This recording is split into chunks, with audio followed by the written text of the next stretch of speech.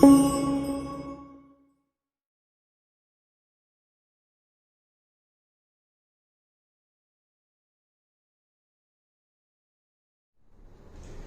Student, देखिए अब ये जो है आपका प्लांट एनाटॉमी का सबसे लास्ट वीडियो है, बट बहुत ही इंपॉर्टेंट टॉपिक का वीडियो है। इस वीडियो में हम लोग क्या पढ़ने जा रहे हैं? इस वीडियो में पढ़ने जा रहे हैं एक तरह से सेकेंडरी परमानेंट टिश्यू के बारे में। और सेकेंडरी परमानेंट टिश्यू आपका क्या था? चार ही चीज था सेकेंडरी परमानेंट टिश्यू, याद कीजिए। सेकेंडरी ग्रोथ के बाद, यानी सेकेंडरी मेरिस्टेम की एक्टिविटी के बाद, सेकेंडरी मेरिस्टेम कौन सा था? दो। एक तो था आपका, ठीक है, यानी कि सेकेंडरी मेरिस्टेम आपके जो प्लांट में आपने जो पढ़ा, ठीक है, मैं इधर बनाता हूं सेकेंडरी मेरिस्टेम। ये सेकेंडरी मेरिस्टेम आपका दो ही तो था, ठीक है। एक था आपका इंट्राफेसिकुलर कैम्बियम, इंट्राफेसिकुलर कैम्बियम, ठीक है जी, इंट्राफेसिकुलर कैम्बियम। और दूसरा क्या था? Cork cambium. क्या था जी? Cork cambium. ये कॉर्क कैम्बियम जो था ये किस रीजन में था? ये आपका था कॉर्टिकल रीजन। एक तरह से आपको वीडियो रिवीजन के लिए भी है कि अब मतलब एक कंक्लूडिंग पॉइंट हो जाएगा। तो सेकेंडरी मेरिस्टेम दो ही तरह का होता है प्लांट बॉडी में। एक आपका इंट्राफेसिकुलर कैम्बियम, ये किस में था? ये स्टिलर रीजन में होता था। याद कीजिए, सब कुछ आपको दिमाग में होगा, स्टिलर रीजन में होगा। और ये कॉर्क कैम्बियम किस रीजन में? कॉर्टिकल रीजन में। कॉर्क कैम्बियम को आप लोग क्या बोलते थे? फैलोजेन। क्या बोलते थे? फैलोजेन, ठीक है। और ये इंट्राफेसिकुलर कैम्बियम का दूसरा नाम था वैस्कुलर कैम्बियम, और वैस्कुलर कैम्बियम, याद कीजिए, ठीक है जी।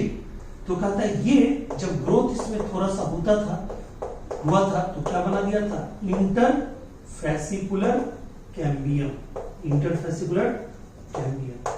और मैं आपको बताऊं, ये दोनों मिल के हमने क्या पढ़ा था? याद होगा, ये दोनों मिल के हमने पढ़ा था कैम्बियम रिंग। क्या पढ़ा था? कैम्बियम रिंग, ठीक है जी। ये कैम्बियम रिंग, ठीक है, नीचे किसको जन्म दिया था? ये कैम्बियम रिंग किसको जन्म दिया था? नीचे सेकेंडरी जाइलम को। ये कैम्बियम रिंग किसको जन्म दिया था? सेकेंडरी जाइलम को। और ऊपर किसको जन्म दिया था? सेकेंडरी फ्लोएम को, सेकेंडरी फ्लोएम को। और ये सेकेंडरी ये जो आपका था कॉर्किंग, ये किसको जन्म दिया था? ये ऊपर फैलेम को, फैलेम और बार्क कहते हैं कॉर्क, ठीक है। और नीचे किसको जन्म दिया था?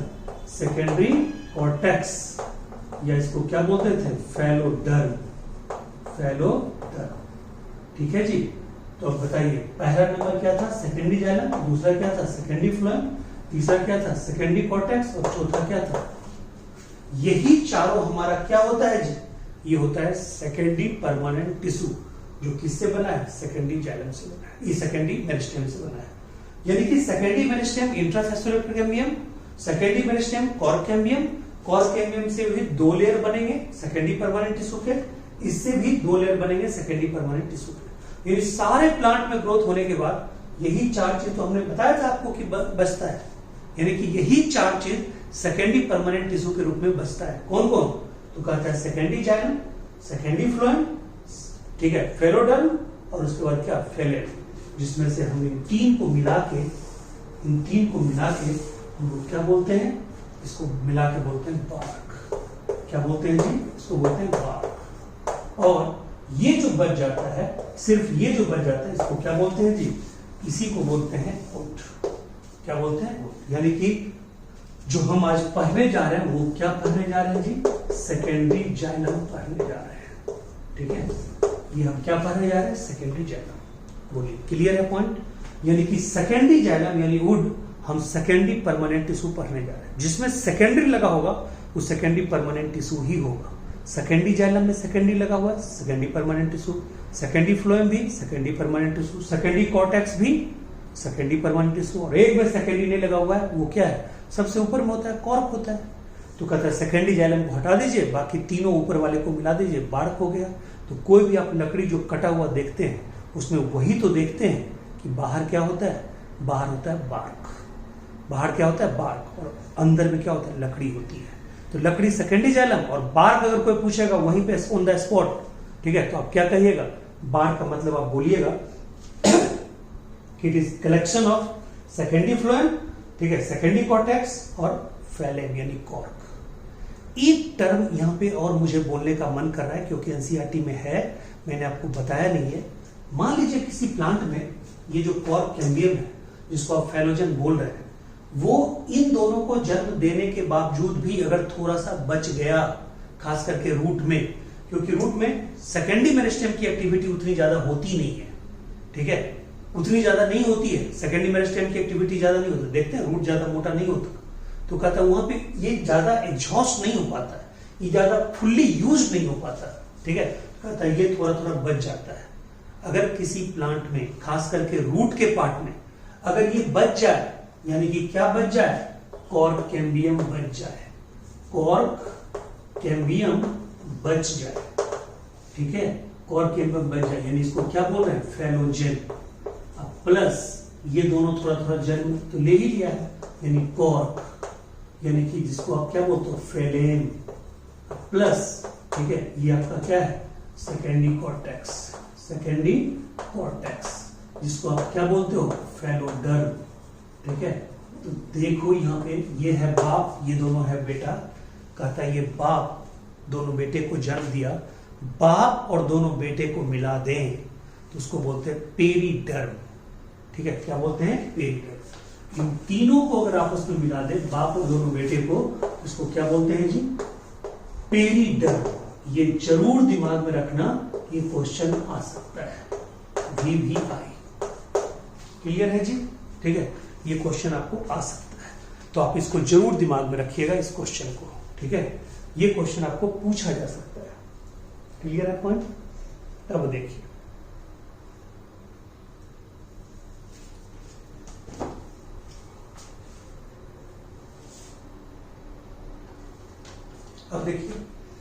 ये आपको मिटा दूं, यहां तक ये समझ गए, ये तो पुराना चीज ही था, इसको समझ गए होंगे, इसको मैं मिटा देता हूं।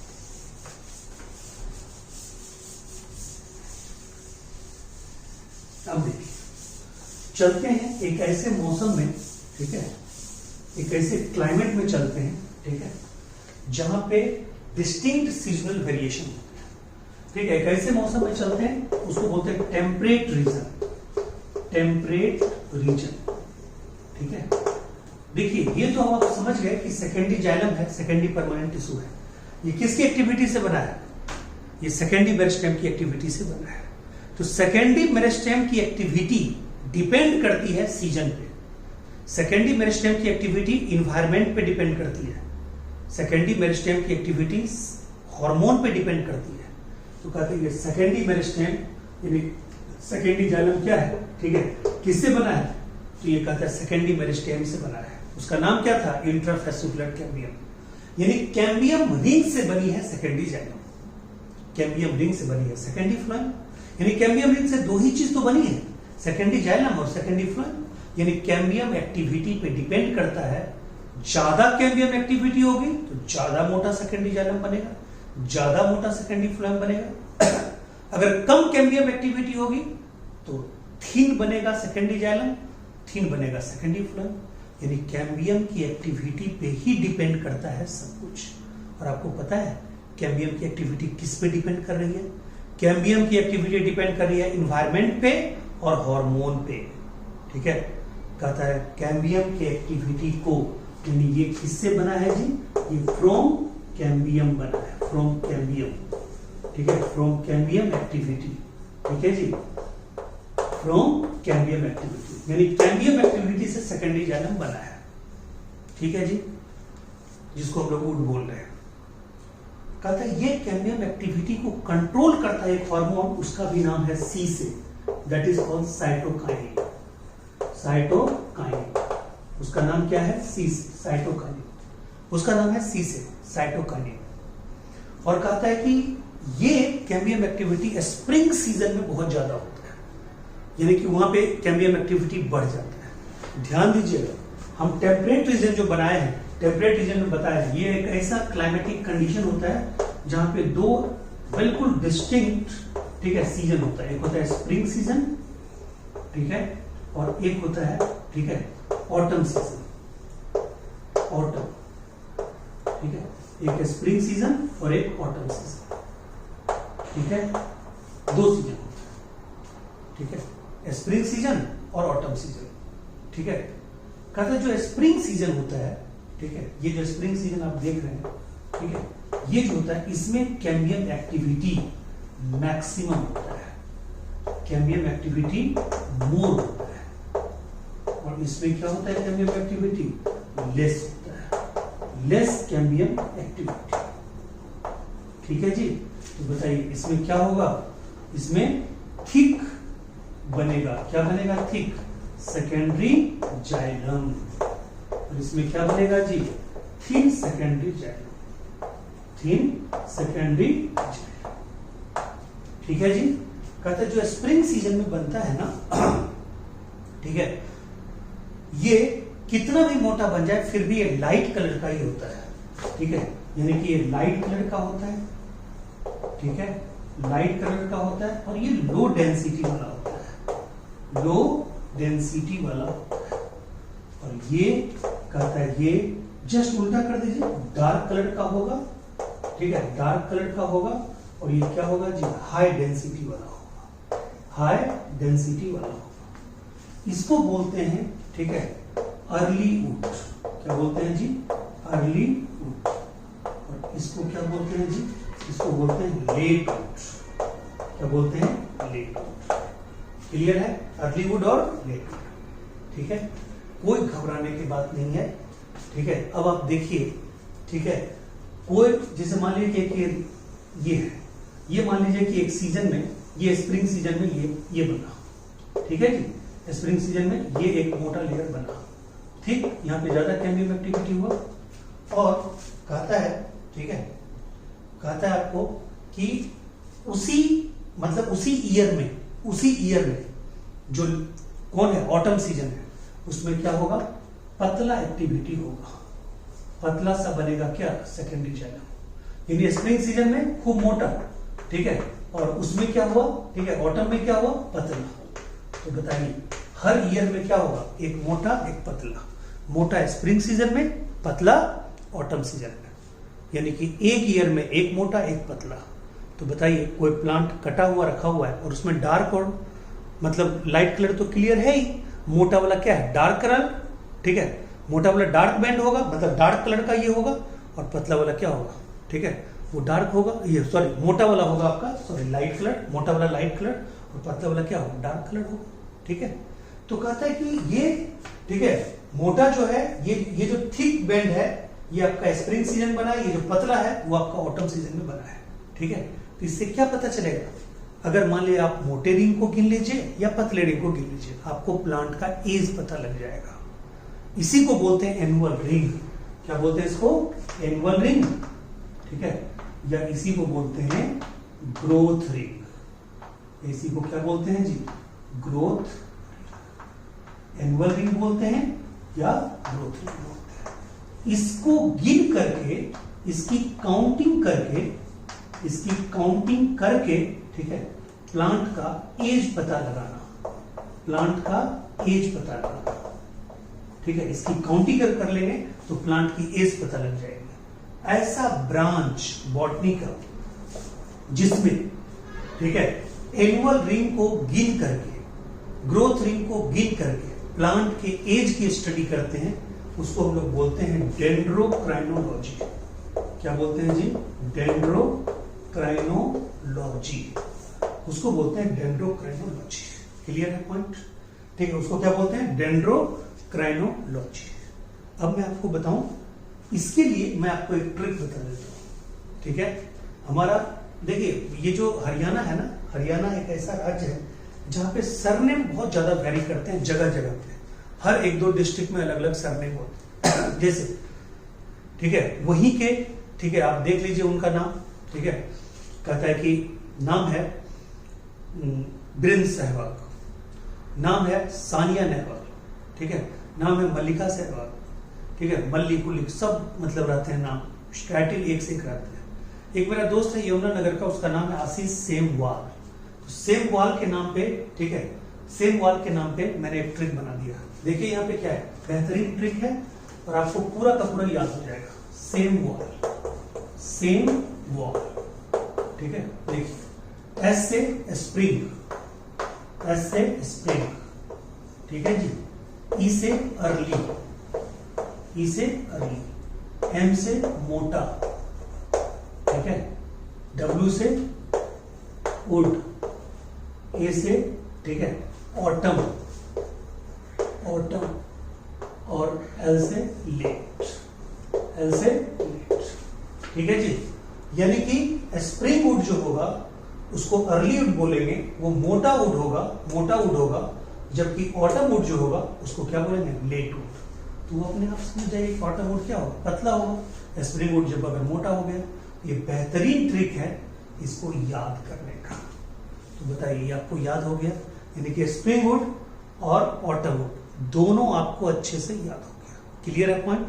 अब दूसरा जो वुड की वैरायटी है वो बहुत ही आसान है, ठीक है। दूसरा जो वुड की वैरायटी है वो तो और भी आसान है। देखिए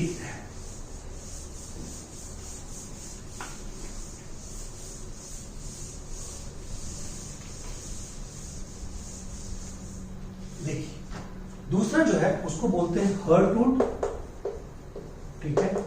और एक होती है सैपवुड।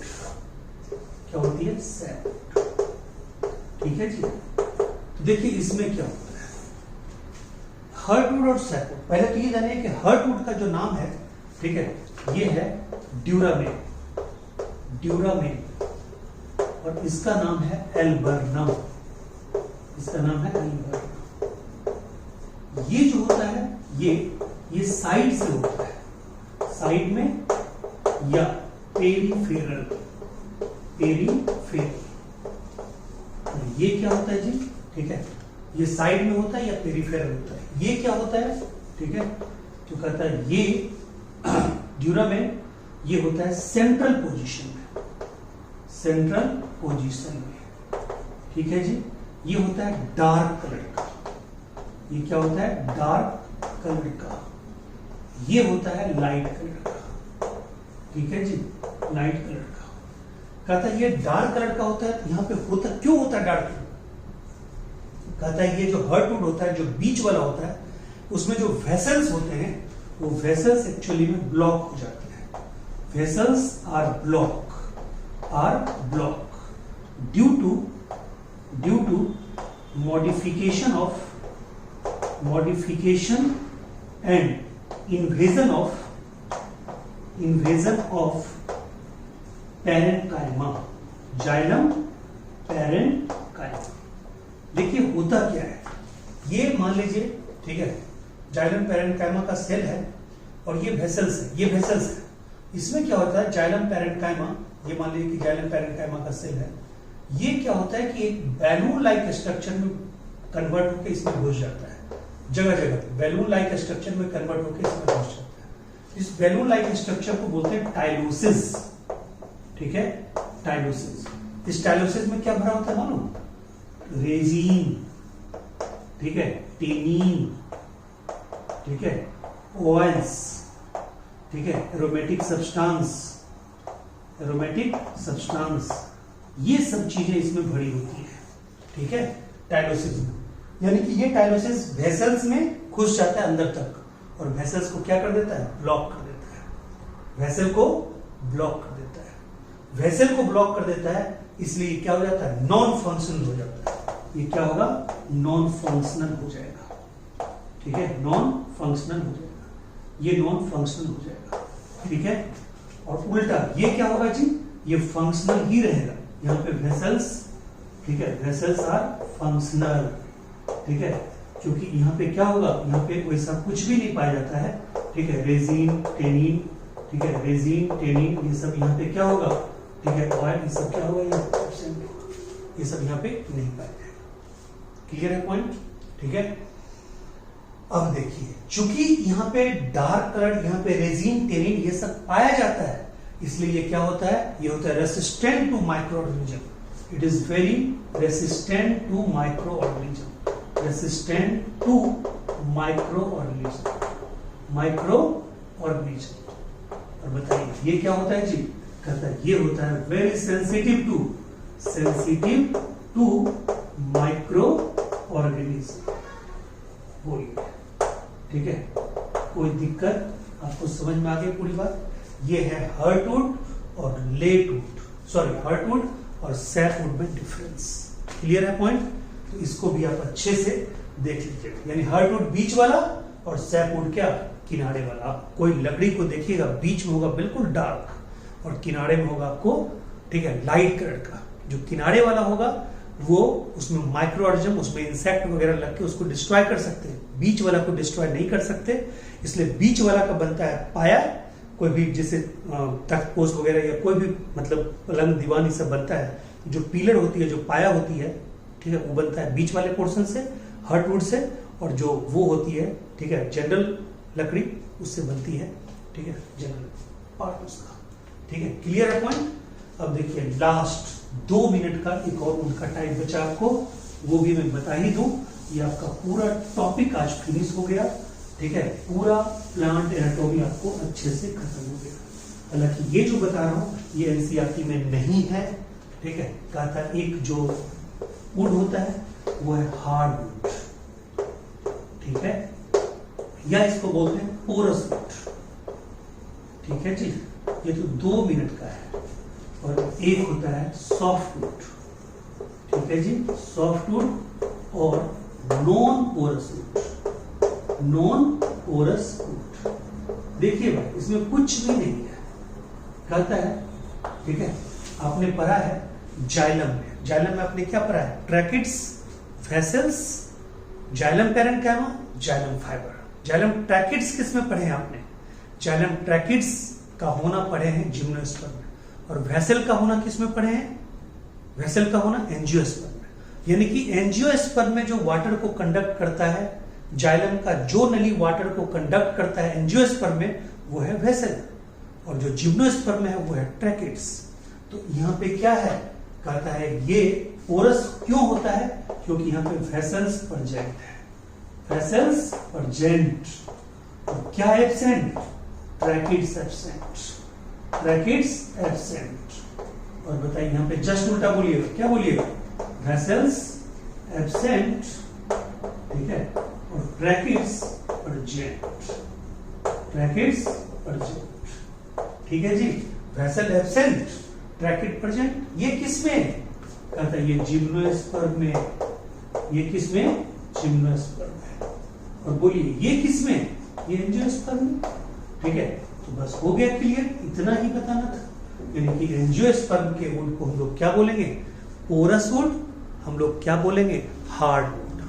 ठीक है, पोरस वुड और हार्ड वुड। और इसके, ठीक है, यानी कि इसको क्या बोलेंगे? Soft wood. ठीक है, या उसको क्या बोलेंगे? Non porous. नॉन पोरस इसलिए बोलेंगे क्योंकि वहां ट्रैकिड्स है, ट्रैकिड्स में परफोरेशन नहीं पाई जाती है, जबकि वेसल्स में परफोरेशन पाई जाती है। तो यहां पे वेसल में परफोरेशन है, ओपनिंग है। ठीक है, ये वेसल्स में, तो कहता है वेसल्स में परफोरेशन है, ओपनिंग है, इसलिए इसको बोलते हैं पोरस वुड। ठीक है, हार्ड वुड। ठीक है, और कहता है वहां क्या बोलते हैं? सॉफ्ट वुड या नॉन पोरस। वो जिम्नोस्पर्म में और ये एंजियोस्पर्म। तो ये भी एक था आपको टाइप वुड का। यानी कि हमने वुड का कितना टाइप बताया? 3 टाइप बताया। ये पूरा पूरा क्लियर है? यानी कि फिर से मैं बता दूं, हमने वुड का कितना टाइप बताया? Total 3 type. पहला टाइप क्या बताया?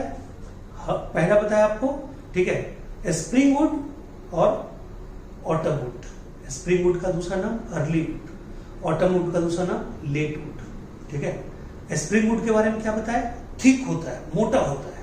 फिर बताया कि वो लाइट कलर का होता है और वो लो डेंसिटी का होता है। जस्ट उसका उल्टा कर दीजिए उसमें।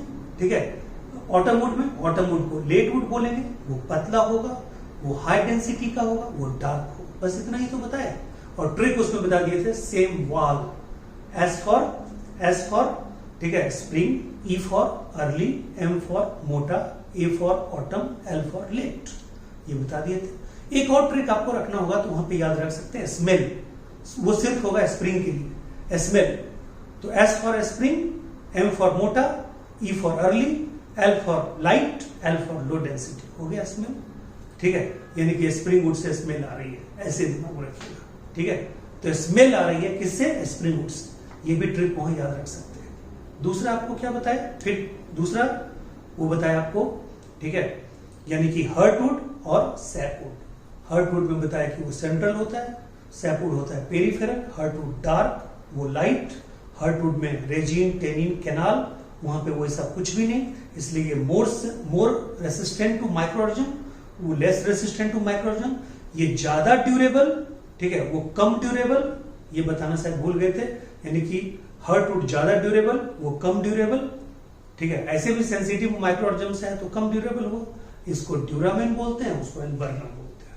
और ये तो आपके सामने ही है।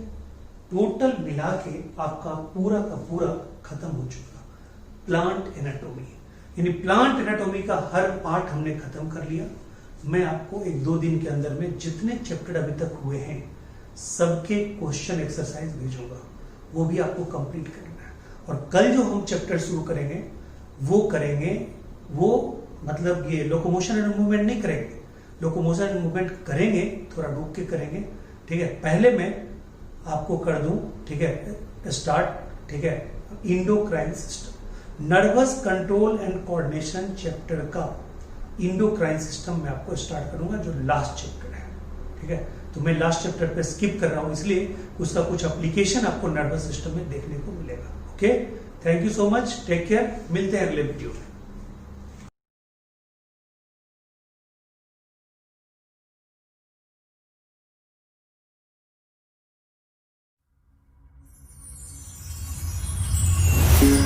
Thank you.